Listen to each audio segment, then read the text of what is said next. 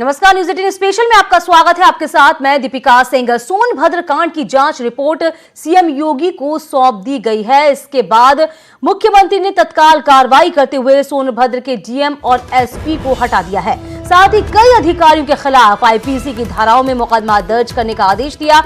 इसके अलावा कुछ अधिकारियों पर विभागीय कार्रवाई के भी आदेश दिए गए हैं।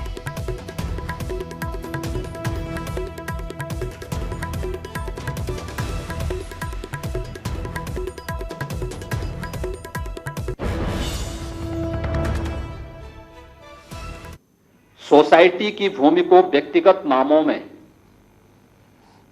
करने का कार्य, यानी सोसाइटी से जुड़े हुए जो जीवित सदस्य थे उनके नाम पर इस भूमि का, इस सोसाइटी की जमीन को गलत तरीके से करने के फलस्वरूप इस सारे विवाद यहीं से खड़े होते हैं। 2017 में इस भूमि को, जिसे 1989 में गलत तरीके से सोसाइटी से व्यक्तिगत नामों पर चढ़ाने का कार्य किया गया था, इन व्यक्तिगत नामों पर चढ़ाने के बाद उन्होंने जब इस भूमि को बेचना प्रारंभ किया तो यहीं से विवाद फिर खड़ा होता है और जिसका दुष्परिणाम 17 जुलाई 19 को घोरावल में इस दुर्भाग्यपूर्ण घटना के रूप में हम सबको देखने को मिली थी। अधिकारी ने, जिलाधिकारी के स्तर पर भी जो लापरवाही बरती गई, उन्हीं सब बातों को ध्यान में रख करके प्रदेश सरकार ने कुछ निर्णय लिए, जिसमें जिलाधिकारी सोनभद्र और पुलिस अधीक्षक सोनभद्र को वहां से तत्काल हटाने का निर्णय लेते हुए उनके खिलाफ विभागीय कार्रवाई उनके खिलाफ प्रारंभ कर दी गई है। सीतापुर जिला जेल में आज भी सीबीआई ने कुलदीप सेंगर से घंटों पूछताछ की है, जिसमें उनसे कई तरह के सवाल पूछे गए। घंटों की पूछताछ के बाद सीबीआई टीम जेल से बाहर निकल गई। हालांकि ये भी कहा जा रहा है कि दोबारा उनसे पूछताछ हो सकती है और खबर ये भी है कि आज शाम ही सेंगर को दिल्ली ले जाएगी सीबीआई, जहां उनको 30 हजारी कोर्ट में पेश किया जाएगा।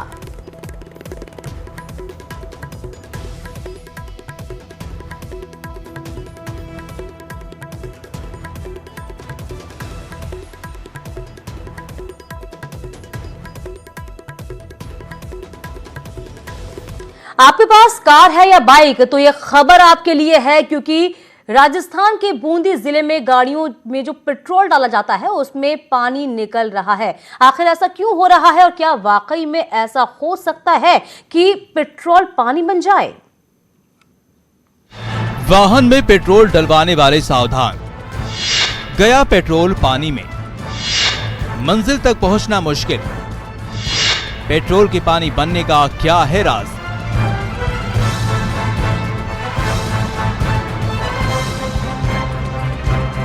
बाइक, कार या किसी भी वाहन से आप पंप पर पेट्रोल डलवाने के बाद सफर पर निकल रहे हैं तो सावधान हो जाइए, क्योंकि मंजिल तक पहुंचने से पहले ही आपकी गाड़ी एक झटके के साथ बंद हो जाएगी और फिर आपकी तमाम कोशिश के बाद भी गाड़ी स्टार्ट नहीं होगी, क्योंकि आपकी गाड़ी की टंकी में भरा पेट्रोल पानी में बदल जाएगा। जी हाँ, ऐसा ही कुछ हो रहा है बूंदी जिले में, जहां बाइक और गाड़ियों की टंकी में भरा पेट्रोल पानी में बदल जा रहा है, जिससे रास्ते में ही गाड़ी बंद होने के बाद परेशान लोग मैकेनिक के पास पहुंच रहे हैं, जहां वाहनों की टंकियों से पानी निकाला जा रहा है। इसके लिए लोग पेट्रोल पंप संचालक को जिम्मेदार ठहरा रहे हैं। बार बार और बंद हो जाती है गाड़ी, और गाड़ी बंद होने के बाद स्टार्ट नहीं होती है तो उसको धकेल के मिस्त्री के पास लाना पड़ता है। बहुत ज्यादा समस्या आ रही है। मोटरसाइकिलों में पानी बहुत ज्यादा निकल रहा है, हम खोल के देख रहे हैं। गिराक और महिला बहुत परेशान होती है, बंद हो जाती है गाड़ी, मिसिंग करती है, कोयले शॉर्ट हो जाती है। अगर आप भी सोच रहे हैं कि पंप पर पेट्रोल में पानी मिलाया जा रहा है, तो ऐसा बिल्कुल नहीं है। दरअसल केंद्र सरकार के निर्देश पर प्रदेश में पेट्रोलियम कंपनियां 10% एथेनॉल मिला पेट्रोल बेच रही हैं। गन्ना उत्पाद से बना एथेनॉल पानी में घुलनशील होता है। एथेनॉल पानी के संपर्क में आते ही पेट्रोल से अलग होकर पानी बन जाता है। पेट्रोल पंप पर बोर्ड लगाकर लोगों को एथेनॉल मिला पेट्रोल की जानकारी दी गई और ये भी बताया गया है कि गाड़ियों की टंकी में कुछ बूंद भी पानी रहा तो आपकी गाड़ी बंद हो सकती है। इस बारे में पूछे जाने पर पेट्रोल पंप संचालक भी जानकारी दे रहे हैं कि पेट्रोलियम मिनिस्ट्री केंद्र सरकार के आदेशानुसार ऑयल कंपनियों द्वारा 10% एथेनॉल मीन्स गन्ना उत्पाद पेट्रोल में मिलाकर डिपो से पेट्रोल पंप पर सप्लाई किया जा रहा है। एथेनॉल पानी में घुलनशील है, जिससे गाड़ी की फ्यूल टंकी में पानी मॉइस्चराइजर होने से परेशानी हो सकती है। हालांकि लोगों की परेशानी की वजह है पेट्रोल पंप संचालक की ओर से जागरूकता नहीं किया जाना। ऐसे में अगर आपके पास बाइक है या कोई चौपहिया वाहन है तो गाड़ियों की टंकियों से पानी निकलवा लें, नहीं तो एथेनॉल मिला पेट्रोल पानी में बदल जाएगा और आप अपने मंजिल तक पहुंचने से पहले मुसीबत में पड़ जाएंगे। तो आप भी सजग रहिए, बढ़ेंगे आगे। आईआईटी कानपुर के एरोस्पेस इंजीनियरिंग विभाग के सीनियर प्रोफेसर डीपी मिश्रा ने अपनी टीम के साथ ग्रीन जेल ईंधन बनाने में सफलता हासिल की है। वैज्ञानिकों ने इसका सफल परीक्षण भी कर लिया है। अब इसे इसरो को सौंपा गया है। इसरो अब इस ग्रीन जेल ईंधन का परीक्षण करेगा और सब कुछ सही रहा तो इसी ईंधन से भारत अपने इस मिशन को अंजाम देने में कामयाब होगा। ग्रीन जेल ईंधन की खासियत यह है कि इससे अंतरिक्ष यान दोगुनी रफ्तार से उड़ेगा और इतना ही नहीं, मौजूदा ईंधन की तुलना में इससे 30 से 40% कम प्रदूषण भी होगा। इस जेल को तैयार करने में करीब 2 साल का समय लगा। स्पेस शटल पर अधिक दबाव के बावजूद जो जेल ईंधन इंजन का जो तापमान है उसे सामान्य रखने का काम करेगा। इसरो ने 2 साल पहले ये प्रोजेक्ट आईआईटी को दिया था। लिक्विड प्रोपेलेंट से बेहतर होगा और क्योंकि इसमें स्लॉसिंग का प्रॉब्लम नहीं आएगा और इसमें जो फायर सेफ्टी है उसके लिए भी ये बहुत कारगर है और जेल प्रोपेलेंट फ्यूचरिस्टिक प्रोपेलेंट है। चंद्रयान 1 के बाद चंद्रयान 2 का सफल प्रक्षेपण कर भारतीय वैज्ञानिकों ने दिखा दिया कि वे दुनिया में किसी से कम नहीं हैं। वैज्ञानिक अब गगनयान भेजने की तैयारी में जुटे हैं। इसी बीच कानपुर आईआईटी के वैज्ञानिक डॉक्टर डीपी मिश्रा ने एक ऐसा ईंधन इजाद किया है जो रॉकेट टेक्नोलॉजी को बदल करके रख देगा। इस ईंधन के प्रयोग से रॉकेट की क्षमता कई गुना बढ़ जाएगी, वहीं प्रदूषण काफ़ी कम हो जाएगा। श्याम तिवारी, न्यूज़ 18। हरदोई पुलिस ने पुराने शराब माफिया और पिहानी के पूर्व ब्लॉक प्रमुख जेपी गुप्ता के ठिकानों पर छापेमार कार्रवाई की है।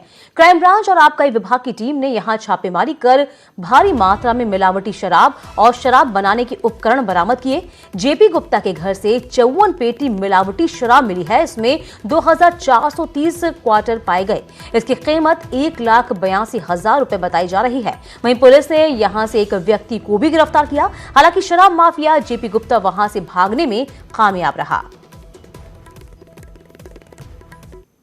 थाने में एक पूर्व शराब माफिया है जेपी गुप्ता, जिनके रिश्तेदारों के नाम के ठेके भी हैं। उनके एक आवास पर छापेमारी की है पुलिस ने, जहां पर मिश्रित शराब बनाने के उपकरण और शराब बरामद हुई है। छानबीन चल रही है और माल जितना बरामद हुआ उसके बाद फर्द बनाकर मुकदमा लिखाया जा रहा है। बस्ती में रात के अंधेरे में गांव की सड़क चोरी हो गई। सुबह जब लोग उठे तो देखा कि सड़क नहीं थी। अब वहां धान की खेती लहलहा रही थी। आरोप के मुताबिक गांव के दबंग प्रभाकांत और उसके दबंग साथियों ने रातों रात ट्रैक्टर से खड़ंजे को उजाड़ दिया, गायब कर दिया और मुख्य सड़क से जोड़ने वाले खंजड़ंजे को धान ही रोप डाला और इसके चलते लोगों का बाहर निकलना भी बंद हो गया। पीड़ित राम वृक्ष ने नगर में इसकी शिकायत की है नगर थाने में, लेकिन यहां से उन्हें नाउम्मीदी ही हाथी लगी। इसके बाद पीड़ित ने एसडीएम और डीएम से मिलकर शिकायत की है, लेकिन अभी तक कोई भी अधिकारी मौके पर नहीं पहुंचा है। हालांकि एसडीएम ने जांच के बाद दोषियों के खिलाफ कठोर कार्रवाई करने और सड़क विवाद का समाधान करने का भरोसा दिया है।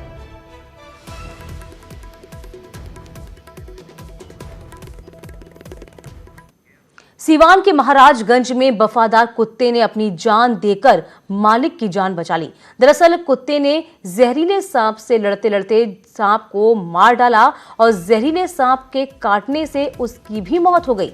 बताया जा रहा है कि बीती रात कपिया निजामात निवासी मुकेश पांडे खाना खाकर जब अपने परिजनों के साथ सो रहे थे, तभी एक जहरीला सांप कहीं से दरवाजे के पास आ गया और मकान के अंदर घुसने की कोशिश की। इधर मालिक की सुरक्षा में दरवाजे पर मौजूद वफादार कुत्ता वफादारी दिखाते हुए सांप से भिड़ गया।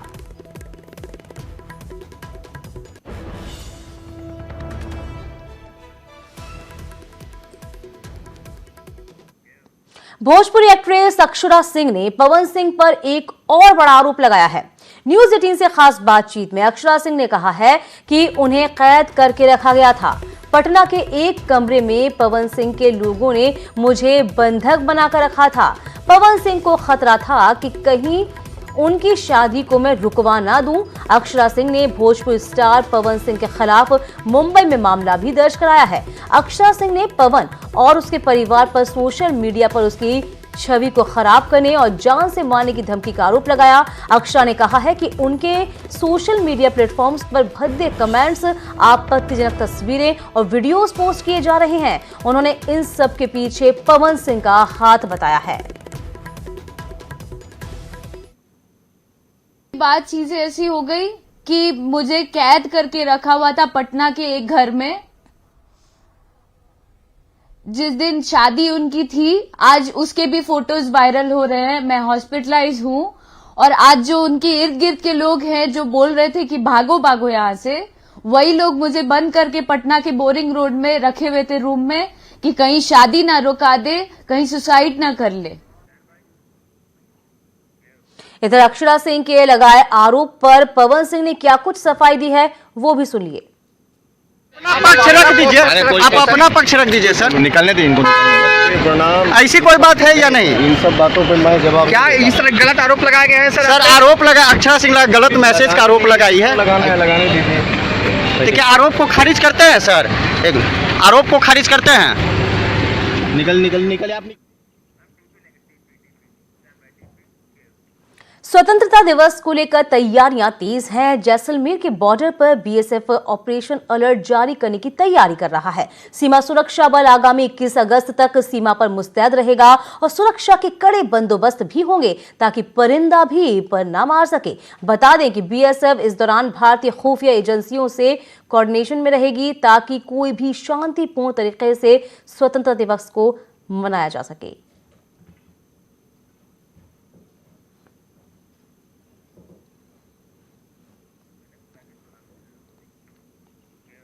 प्रधानमंत्री नरेंद्र मोदी का जादू ऐसा है कि वो जहां जाते हैं अपनी एक अलग छाप छोड़ते हैं। इस साल फरवरी महीने में प्रधानमंत्री कॉर्बेट नेशनल पार्क के भ्रमण पर आए थे और उसके बाद से यहां पर्यटन को नया आयाम मिला। प्रधानमंत्री नरेंद्र मोदी जहां भी जाते हैं अपनी अलग छाप छोड़ते हैं। प्रधानमंत्री मोदी ने केदारनाथ और बद्रीनाथ का दौरा किया तो वहां लगातार भारी संख्या में तीर्थयात्रियों के पहुंचने का सिलसिला जारी है। वहीं अब पीएम ने जब से एशिया के पहले पार्क कॉर्बेट नेशनल पार्क में भ्रमण किया है, तब से यहां पर्यटकों की संख्या में बम्पर इजाफा हुआ है। और उनका थोड़ा दिली लगाव भी रहा, मैं समझता हूँ उत्तराखंड से, जो हमने उनके भाषणों में सुना है, जो आजकल जो चारधाम यात्रा उन्होंने पैसा खर्च किया है, तो उन्होंने कुछ पर्यटन को बढ़ाने का उनका उद्देश्य रहा हो कि मैं इस चीज़ को आगे बढ़ाऊं और यहाँ के लोगों के जो पर्यटन से जुड़े लोग हैं उनकी रोजी रोटी आगे बढ़े और उत्तराखंड का एक विशेष जो नाम है, जो हमारी देवभूमि है, और आगे बढ़े। प्रधानमंत्री मोदी के कॉर्बेट दौरे के बाद यहाँ अचानक पर्यटकों की संख्या में बढ़ोतरी देखी गई है, जिसकी गवाही कॉर्बेट पार्क के आंकड़े दे रहे हैं। आइए एक नजर डालते हैं आंकड़ों पर। जनवरी के महीने में पर्यटकों की संख्या थी 28,584, फरवरी में 24,358, मार्च में 32,336, अप्रैल में 31,990, मई में 32,274 और 15 जून तक 29,508। प्रधानमंत्री जी मोदी जी आए थे तो उसके बाद टूरिस्ट की भी संख्या इसमें बढ़ी है लगातार। मार्च, अप्रैल, मई, जून सभी महीनों में, जहां जनवरी फरवरी में लगभग 28,000 टूरिस्ट आ रहे थे, उसके बाद मार्च, अप्रैल, मई, जून के महीने में लगभग 32 से 33,000 टूरिस्ट हर महीने आए। कॉर्बेट पार्क में भी प्रधानमंत्री मोदी के दौरे का जादू साफ दिखाई दिया। प्रधानमंत्री के आने के बाद से कॉर्बेट में पर्यटकों में परमिट लेने की होड़ लग गई। हालांकि नेशनल पार्क के नियमों के चलते सभी को परमिट नहीं मिल पाता, लेकिन इसके बाद भी ये क्षेत्र बीते सीजन में पर्यटकों से गुलजार रहा। न्यूज 18 के लिए रामनगर से गोविंद पाटनी की रिपोर्ट। कहते हैं सिर्फ सपना देखने से नहीं बल्कि उसको साकार करने के लिए लक्ष्य भी बनाना पड़ता है। जी हां, कुछ ऐसा ही कर दिखाया है कोंडागांव की नित्या पांडे ने। देखिए हमारी ये खास रिपोर्ट।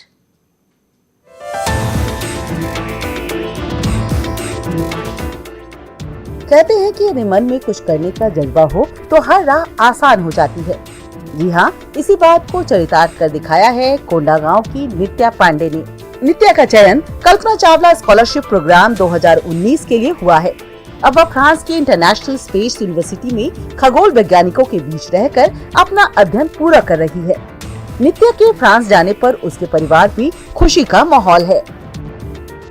सर, हमें बहुत ही उसके ऊपर गर्व महसूस हो रहा है। हमें बहुत ही खुशी है कि हमारी बिटिया आज यहाँ से वहाँ पहुँची। सर, उसका चुलबुलापन तो हम लोग नहीं करे, मगर ये कि कभी नहीं उसको, खाली उस शुरू से जब से उसको हम लोग देखे, वो पढ़ाई में ज़्यादा ध्यान देती थी। जब उन लोग के स्कूलों में ना कभी कभी जैसे चांद पर जो मतलब पहला कदम इंसान का पड़ा था, उसकी नर्सरी मनाया करते थे, तो उसके बारे में पूरा डिटेल बताया करते थे स्कूल में। नित्या की आदर्श कल्पना चावला है, इसलिए उसने कल्पना चावला की तस्वीर सामने रखकर अपनी पढ़ाई की।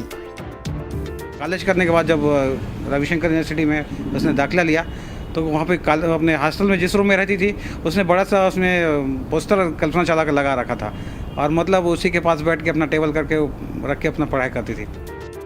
नित्या के फ्रांस जाने और अपने लक्ष्य को पाने की जितनी खुशी परिवार को है, उससे ज्यादा खुशी उसकी सबसे करीबी सहेली हर्षा सेन को है। वो आज स्पेस पे गई है, उसके जाने की खुशी जितने कोंडागांव को है, जितनी फैमिली को है, उससे कहीं ज़्यादा मेरे को है कि इतना अच्छा लग रहा है कि हम लोगों ने इतनी सारी बातें शेयर की और आज वो वहाँ पे है।